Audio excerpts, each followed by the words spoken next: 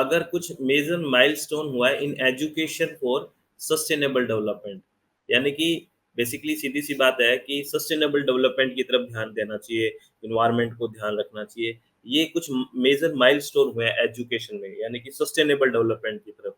जैसे 1968 शुरुआत की बात करें तो यहाँ से आपने हमने पहले बात की थी कि यहाँ से एकदम पिकअप लिया गया यूनेस्को बायोस्फीयर कॉन्फ्रेंस में। फिर 1972 में basically UN conference of human development, है ना, ये बात हुई।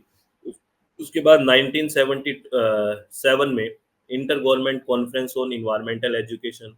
फिर 19 बेसिकली बात करें 87 में ब्रिटलैंड रिपोर्ट, जिसमें हम कॉमन फ्यूचर ये सब बात करते हैं, अगर आपको याद है तो। फिर अर्थ समिट हुआ 1992 में। फिर 2002 में वर्ल्ड कॉन्फ्रेंस हुआ। फिर 2000 यूएनसीईडी का ये हुआ। इसको मैं डिटेल में पढ़ा देता हूँ आपको। बेसिकली ये कहना चाहता है, ये थोड़ा ध्यान रखना कि जो एजुकेशन में सस्टेनेबल डेवलपमेंट की तरफ एजुकेशन में क्या-क्या चीज़ें हुई है, ठीक है? क्योंकि हमें एनवायरनमेंट एजुकेशन की बात कर रहे हैं हम, ये थोड़ा दिमाग में रखना। एनवायरनमेंट एजुकेशन, सस्टेनेबल डेवलपमेंट के लिए एजुकेशन लगभग सेम चीज़ है ना, ठीक है? तो आगे ईएसडी लिखा है तो आप समझ जाना, ESD means education for sustainable development, समझ जाओगे ना?